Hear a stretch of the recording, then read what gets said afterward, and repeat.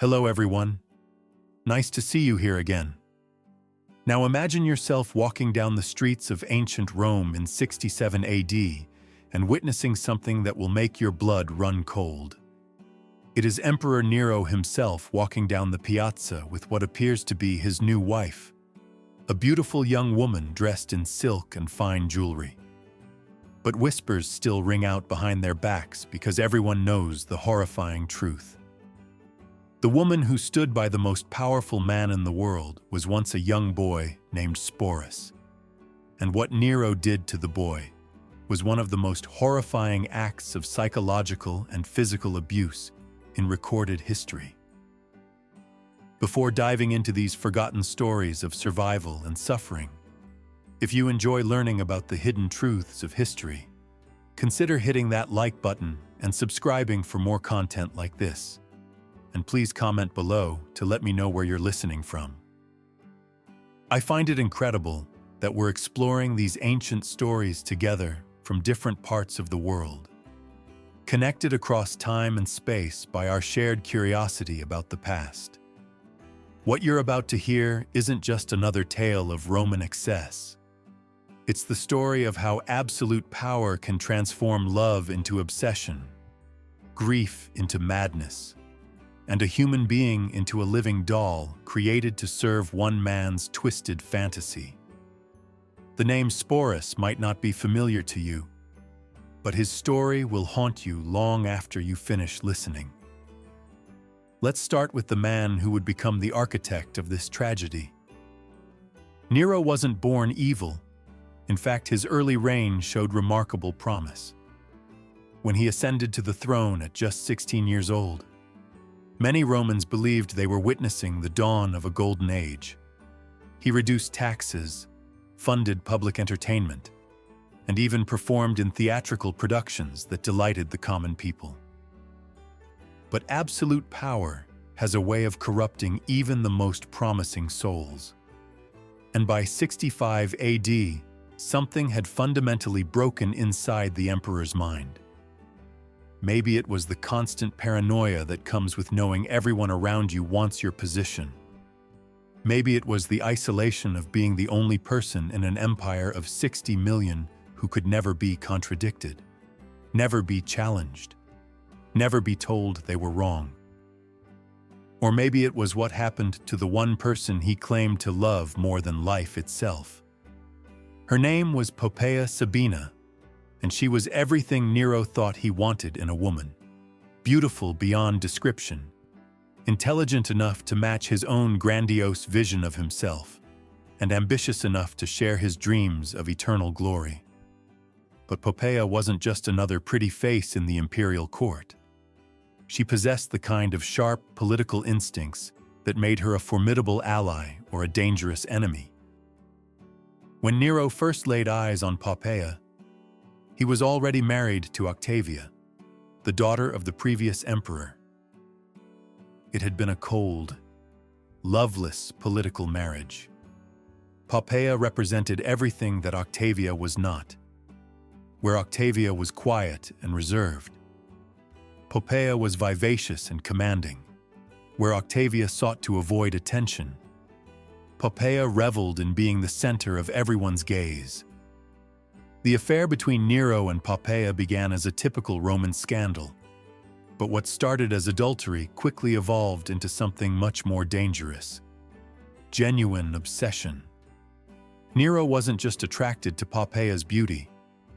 He was consumed by her in a way that terrified even his closest advisors. Ancient historians describe Nero's behavior during this period as increasingly erratic and possessive. He would fly into murderous rages if other men so much as looked at Poppaea too long during public functions.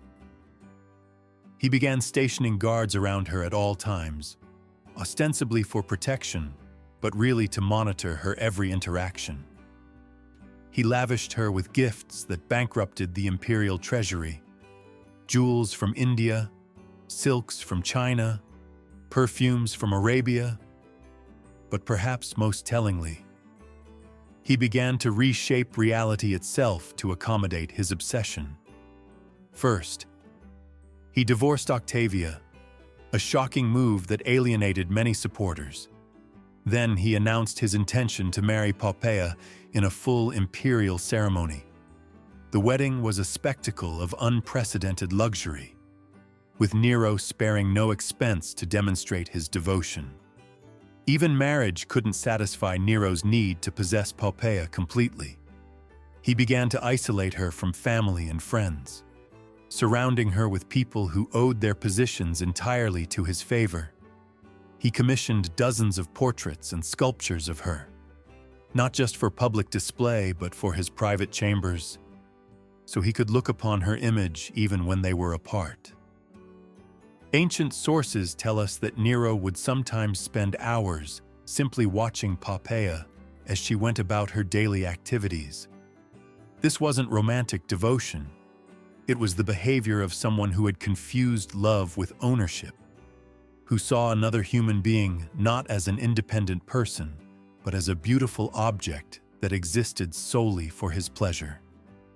Poppaea. She seemed keenly aware of the treacherous path she was treading. Her beauty had captured Nero's obsession, and she was clever enough to recognize the power that came with it: rare, intoxicating, and dangerously unstable. But she wasn't naive, knowing how swiftly favor could turn to fury. She used her position to quietly strengthen her family's influence, weaving a web of loyal allies who might one day shield her if Nero's passion cooled or turned cruel. But Poppaea had one flaw. She wasn't afraid to stand up to Nero. Unlike everyone else in the imperial court, who had learned to anticipate the emperor's moods, Poppaea retained her independence of spirit. She would argue with him about policy decisions, criticize his artistic pursuits, and even mock his performances when she thought they were subpar. The details of what happened on that fateful day in 65 AD vary depending on which ancient historian you believe, but the outcome was always the same. During what started as a typical domestic argument, some sources say about Nero coming home late from chariot races, others about his theatrical pursuits. The emperor lost control in a way that would haunt him forever, according to Tacitus. The argument escalated when Poppaea dared to criticize Nero's priorities, suggesting he cared more about his public image than his responsibilities as a husband and father. She was pregnant at the time, carrying what would have been their second child, and perhaps the stress made her less willing to tolerate Nero's erratic behavior. What happened next has been debated by historians for centuries, but the consensus is that Nero, in a fit of rage, either kicked or struck his pregnant wife with such brutal force that she suffered fatal internal injuries. Some sources suggest it was a single blow to her abdomen. Others describe a sustained attack that left her bleeding and unconscious on the marble floor. Imagine the moment when Nero realized what he had done. The man who commanded 30 legions, who could have anyone executed with a word, who was worshipped as a god in eastern provinces, had just destroyed the one thing he actually cared about. The woman he had obsessed over was dying because of his own uncontrolled violence. Ancient sources describe the scene that followed as one of the most pathetic in imperial history. Nero reportedly threw himself on Poppaea's body, alternately begging her forgiveness and commanding her to live, as if his imperial authority extended even over death itself. He summoned the best physicians in Rome, offering them fortunes to save her life, threatening them with torture if they failed. But it was too late. Poppaea died within hours, taking with her the unborn child who might have been Nero's heir. In that moment, something fundamental broke inside the emperor's mind. The grief that followed wasn't just emotional devastation, it was a complete break with reality. Nero's mourning became legendary. He refused to have Poppaea's body burned according to Roman custom, instead having it embalmed and placed in a tomb more elaborate than those of previous emperors. He declared her divine, established a cult in her honor, and spent days talking to her corpse as if she could still hear him. The imperial court now had to navigate an even more treacherous landscape. Courtiers were expected to participate in the fiction that Poppaea was somehow still alive, referring to her in present tense and leaving her favorite seat empty at banquets. Anyone who suggested the emperor should move on was immediately exiled or worse. It was during this period that Sporus first entered Nero's line of sight, though the young man had no idea he was walking into a nightmare. Sporus was probably around 14 or 15, born into slavery in the imperial household and freed as a child. He had been raised within the palace walls, receiving education that prepared him for administrative duties. This was actually a position of relative privilege. Freedmen in imperial service often enjoyed better conditions than free-born citizens of lower classes. But this privilege came with complete dependence on imperial favor. Freedmen owed everything to their former master's generosity, creating absolute vulnerability. They could be elevated to great influence, but also discarded, punished, or killed on a whim, with no legal recourse. What made Sporus special in Nero's eyes wasn't his intelligence or skills. It was his face. Multiple ancient sources agree that the young man bore an uncanny resemblance to dead Poppaea, particularly around the eyes and delicate bone structure. Among the Romans, it was widely believed that a shared appearance reflected a shared soul, and in this case, the resemblance bordered on the uncanny. When Nero encountered Sporus for the first time after Poppaea's death, something snapped, or perhaps awakened within his shattered psyche. In that familiar face, he saw not just a boy, but a doorway, a chance to reverse fate, to reclaim the very thing he had destroyed with his own hands. The resemblance was so striking that for a moment Nero may have actually believed he was seeing Poppaea's spirit returned in a new form. Of course, there was one obvious problem.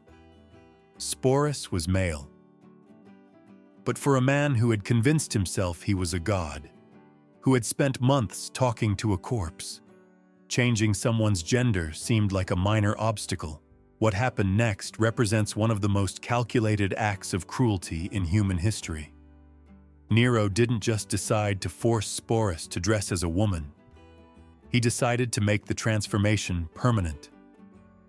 The emperor summoned the best physicians in Rome and ordered them to perform surgery on the young man, purely to make him appear more feminine. This wasn't just mutilation. It was systematic destruction of Sporus's identity as a human being. The procedure was dangerous, painful, and irreversible, often resulting in death from infection or blood loss. But even if Sporus survived, he would be forever changed physically, emotionally, and socially. He would never father children, never experience normal relationships, never even be considered fully male by Roman society. The surgery took place in the imperial palace, in quarters specifically prepared for the purpose. Ancient surgical procedures were primitive, relying on basic instruments and crude anesthetics. The process would have been excruciating, lasting hours, with significant risk of death. Sporus would have been held down by guards while physicians approached with their instruments, knowing his screams would fall on deaf ears. Once Sporus recovered, a process taking weeks or months, Nero announced something that shocked even jaded Roman aristocrats. He was going to marry the young man in a full imperial wedding ceremony. The preparations took months and consumed enormous resources. Sporus was given a new name, Sabina, after the dead empress, and moved to special quarters where he could be prepared for his new role. Imperial seamstresses created an entire wardrobe, designing gowns that would flatter his modified physique and hide remaining masculine characteristics. Master jewelers crafted ornaments specifically for him, many incorporating gems that had once belonged to Poppaea herself. These weren't just accessories. They were tangible links to the dead woman, physical reminders of the person Sporus was being forced to replace. Makeup artists taught him cosmetic techniques to feminize his features. They showed him how to use kohl to make his eyes appear larger, how to apply rouge for rosy cheeks, how to use powders to soften facial angles.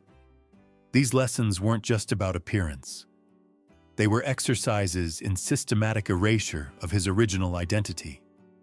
Hairdressers instructed him in elaborate styling techniques, fashionable among aristocratic Roman women. His hair was cut, curled, and arranged in complex patterns, often incorporating expensive ornaments.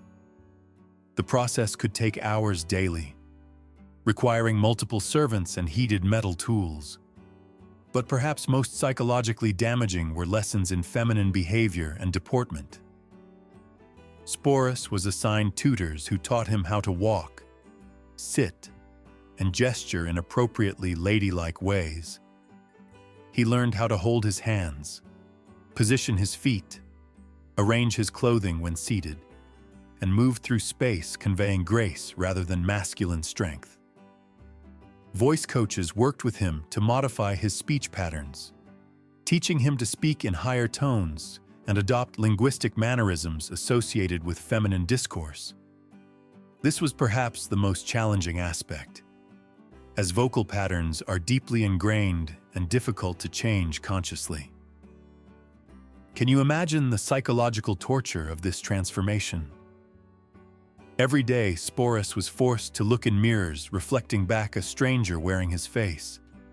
Every lesson in feminine behavior reminded him that his identity was being systematically erased.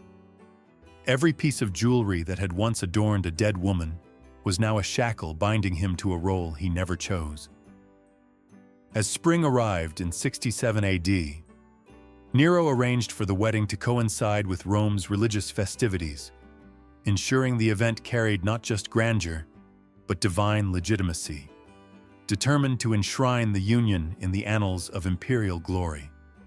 He turned the occasion into a spectacle worthy of myth.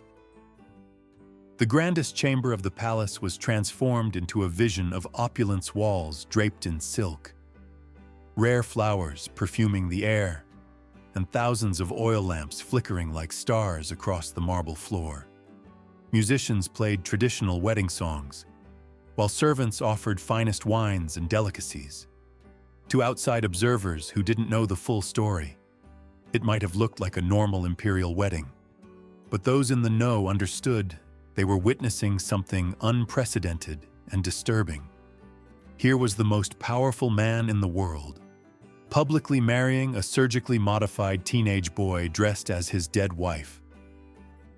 The ceremony included all traditional Roman rituals, exchanging vows, joining hands, sharing sacred bread, signing legal documents making this union official. The guests played their parts with accomplished acting skills, offering congratulations and expensive gifts while maintaining appropriate joy.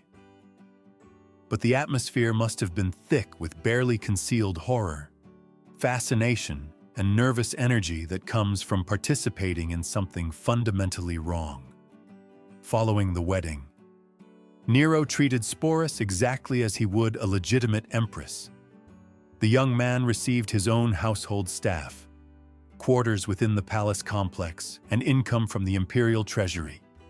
He had his own litter for traveling, horses for riding, and retinue of supporters. But all this apparent luxury came with a terrible price. Complete erasure of his original identity and constant performance of a psychologically devastating role.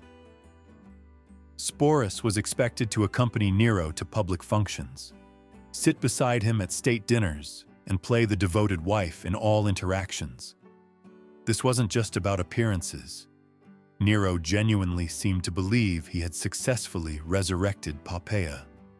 He would call Sporus by his dead wife's name, reminisce about shared memories that had never happened, and expect responses, maintaining the elaborate fiction. For Sporus, every day became a high-stakes performance where the slightest mistake could mean death. He had to remember not just how to look and act like a woman, but how to respond as if he were Poppaea herself. When Nero mentioned events from his previous marriage, Sporus had to react as if he remembered them personally. Ancient sources describe Sporus as becoming increasingly skilled at this deception, developing an almost supernatural ability to anticipate Nero's moods and respond appropriately. But they also note he grew more withdrawn and melancholic as time passed, though he continued playing his assigned role perfectly in public. The psychological strain is almost impossible to imagine. Every morning, Sporus woke in rooms decorated to remind him of a dead woman he'd never met.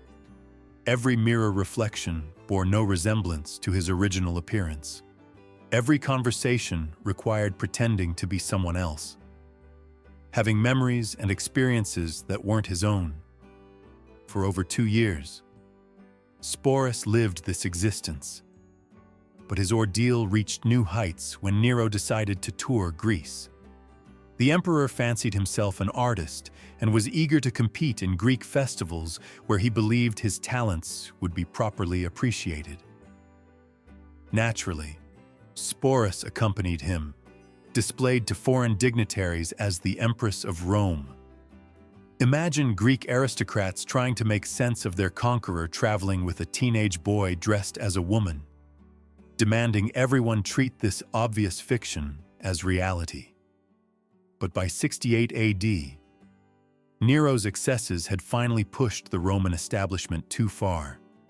Rebellions broke out across the empire, led by governors tired of the emperor's erratic behavior and neglect of governance. The Praetorian Guard declared opposition to Nero's continued rule, and the Senate condemned him as an enemy of the state. When Nero finally fled Rome with a small group of supporters, Sporus was among them, even facing death. The emperor couldn't leave behind his living reminder of Poppaea. They holed up in a villa outside Rome, waiting for either rescue or capture, while Nero alternated between grandiose escape plans and theatrical preparations for suicide. When word came that enemies were closing in, Nero finally chose death over capture. But his suicide left Sporus incredibly vulnerable. As one of the most visible symbols of Nero's reign, he was both a valuable prize and dangerous liability for whoever claimed power next. What followed was perhaps even more tragic. Sporus became a political pawn, passed from one powerful man to another like valuable property, first claimed by Nymphidius Sabinus, then by Otho, then by Vitellius, each treating him much as Nero had, keeping him dressed as a woman and calling him by Poppaea's name. It was under Vitellius that Sporus's nightmare reached its ultimate conclusion. The new emperor decided to use him for public entertainment in the Colosseum, specifically in a reenactment of mythological scenes involving violence and humiliation. For Sporus, this represented the ultimate degradation, being sexually humiliated in front of thousands for their amusement. Rather than submit to this final humiliation, Sporus made the only choice that was truly his own in years. He took his own life, probably by poison. Sometime in 69 AD, he was probably no more than 20 years old, in death. Sporus finally escaped the grotesque theater that had consumed his life. His story became a cautionary tale about the dangers of absolute power and the human cost of imperial excess. But ancient historians seemed less interested in Sporus as a person than as a symbol of imperial decadence. What makes his story so haunting isn't just the abuse he endured, but how he was systematically stripped of identity and agency. From the moment Nero decided he resembled Poppaea, Sporus ceased to exist as an individual and became instead a canvas for the emperor's twisted fantasies. The fact that Sporus chose death over further humiliation suggests that somewhere beneath the layers of forced femininity and imperial conditioning, some spark of his original self survived. His suicide was both tragedy and final act of defiance, a refusal to be degraded further, even at the cost of his life. Perhaps most tragically, we know almost nothing about who Sporus was before his transformation. What were his hopes and dreams? What did he want to do with his life? All of that was erased when he became Nero's living doll, replaced by a performance so complete that his original identity disappeared entirely. The boy who was forced to become an empress, who endured years of psychological and physical abuse, who finally chose death over further degradation. His story deserves to be remembered not just as a curiosity from ancient Rome, but as a testament to both human cruelty and human resilience in choosing his own death. Sporus reclaimed the one thing denied him throughout his adult life: the power to make his own choice about his fate. His story reminds us that behind every historical narrative of imperial grandeur, there are individual human stories of suffering and survival that deserve our attention and our compassion, even across the vast gulf of 2,000 years.